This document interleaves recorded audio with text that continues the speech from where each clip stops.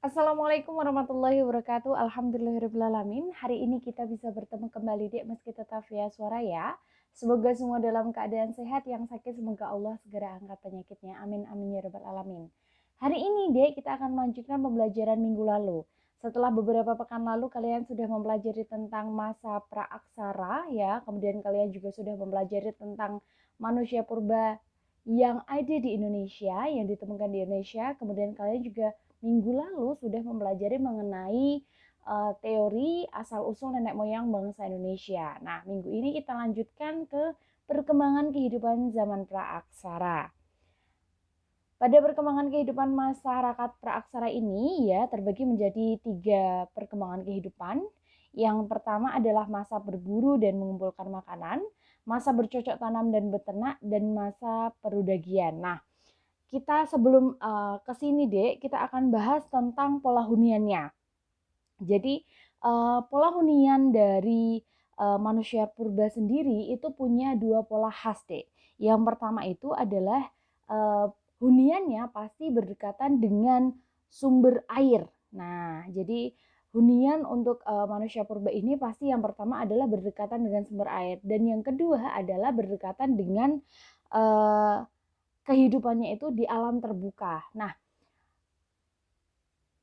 uh, kita ya Dek ya, sekarang air itu adalah salah satu sumber kehidupan kita, ya kan? Tanpa minum kita juga tidak bisa hidup karena tubuh kita juga lebih banyak komposisi airnya. Nah, begitupun pula dengan manusia zaman purba di zaman dahulu ya. Jadi uh, mereka hidup atau pola hunian mereka itu ada di dekat dengan air, misalnya kayak di sepanjang sungai Bengawan Solo ya. Jadi di sepanjang aliran sungai Bengawan Solo, misalnya di Sangiran, kemudian di Sambung Macan, Trinil, Ngadong, kemudian Ngawi. Nah, itu kan di sepanjang aliran sungai Bengawan Solo ya. Jadi kebanyakan manusia purba itu artefaknya atau fosilnya itu ditemukan di daerah sepanjang aliran Bengawan Solo. Jadi karena inilah yang kemudian dikatakan adanya kecenderungan manusia purba itu menghuni lingkungan di pinggir sungai deh ya. Karena balik lagi air itu banyak manfaatnya ya. Kemudian kita lanjutkan ke perkembangan kehidupan masyarakat masa praaksara. Yang pertama adalah masa berburu dan mengumpulkan makanan. Jadi masa berburu dan mengumpulkan makanan ini merupakan tahap awal kehidupan manusia. Pada masa ini, manusia menghabiskan 90% waktu hidupnya dengan berburu dan mengumpulkan makanan. Ya, manusia purba hidup secara berkelompok, meskipun dengan jumlah relatif kecil, sekitar 10 sampai dengan 15 orang. Mereka hidup secara berpindah-pindah atau nomaden ya Dek ya, dan tinggal di gua-gua karang sekitar sungai, danau, atau pantai. Nah, sebagian besar hasil kebudayaan peninggalan masa berburu dan mengumpulkan makanan ini berupa alat-alat batu yang masih sederhana. Ya, beberapa peralatan tersebut yaitu kapak berimbas, kapak perimbas, kapak genggam, kapak penetak, dan alat-alat serpi atau flakes. Nah, makanya ini dikatakan masa awal, Dek, ya. Masa awal kehidupan. Jadi di sini peralatannya masih menggunakan peralatan batu kasar, ya. Jadi alat-alatnya masih batu yang dia sederhana sekali ya, karena kebudayaannya masih baru gitu ya Dek ya. Nah, dilanjutkan dari bermasa berburu dan mengumpulkan makanan ini, tadi ya dikatakan bahwa dia nomaden atau dia hidupnya berpindah-pindah. Dia berkelompok antara 10 sampai 15 orang. Kita lanjutkan ke masa selanjutnya. Nah, setelah masa berburu ya, ada masa bercocok tanam dan beternak. Pada masa ini, manusia sudah menetap di suatu wilayah.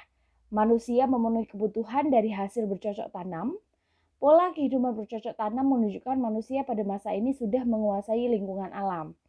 Diperkirakan telah muncul sistem masyarakat yang dipimpin oleh seorang kepala suku.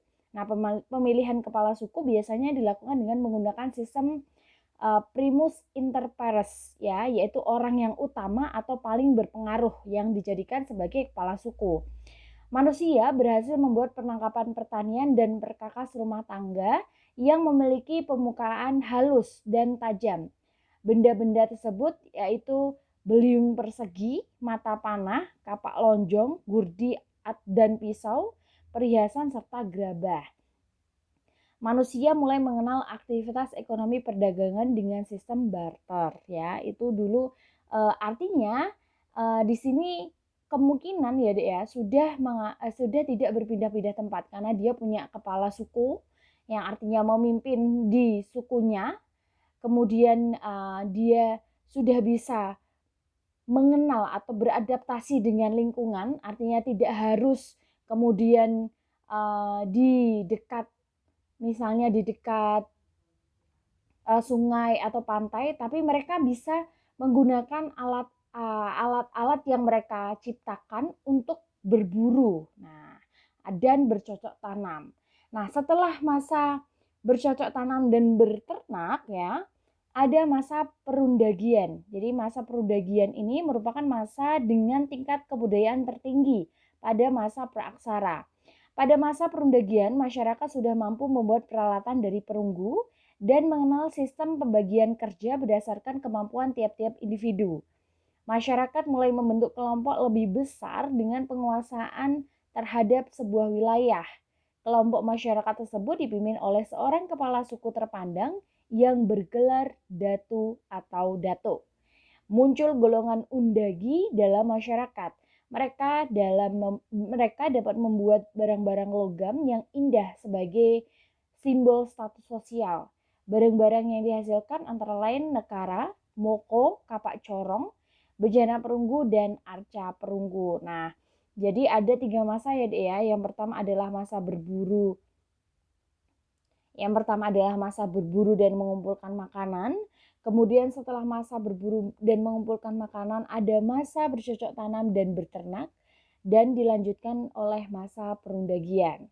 Jadi itu yang akan kita pelajari hari ini. Cukup sampai di situ saja Dek. Kita sedikit-sedikit saja nggak apa-apa ya. Jadi ini adalah masa-masa perkembangan kebudayaan, ya, perkembangan kebudayaan pada masyarakat praaksara. Nah, ada sebuah surat Dek, Quran surat Fatir ayat 2. Apa saja di antara rahmat Allah yang dianugerahkan kepada manusia, maka tidak ada yang dapat menahannya. Dan apa yang ditahannya, maka tidak ada yang sanggup untuk melepaskannya setelah itu. Dan dialah yang maha perkasa, maha bijaksana. Saya minta maaf ya Dek, itu sepertinya semua tulisan tertulis kecil semua ya. Padahal kemarin sudah saya benarkan untuk tertulis besar. Untuk kata Allahnya, untuk katanya, mohon maaf ya Dek ya. Nah, artinya di sini saya ingin mengajak teman-teman semua bahwa jangan pernah ada penyesalan di bibir kita, ya. Harusnya kemarin aku begini, harusnya kemarin begitu biar aku bisa begini. Tidak ada itu Dek, ya. Apa saja yang menjadi hakmu akan Allah kasih bagaimanapun caranya. Dan apa saja yang bukan menjadi hakmu tidak akan sampai ke kamu meskipun kamu kejar sampai sedemikian rupa. Artinya kalau memang itu adalah takdirmu, ya, ketika memang itu takdirmu, Allah akan serahkan dengan cara yang terbaik. Tapi kalau memang itu bukan takdirmu, maka Allah akan jauhkan dengan cara yang terbaik juga. Jadi apa yang ada di antara rahmat Allah yang dianugerahkan kepada manusia, maka tidak ada yang menahannya. Apapun rahmat Allah tidak akan ada yang menahannya kecuali Allah sendiri yang menahannya.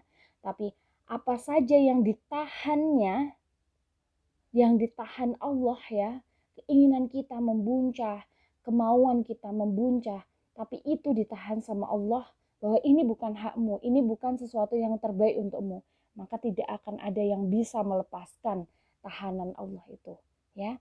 Jadi Allah yang maha perkasa, Allah yang maha bijaksana, karena Allah yang menentukan bagaimana hidup kita akan kita jalani. Tapi kita juga bisa menentukan Dek.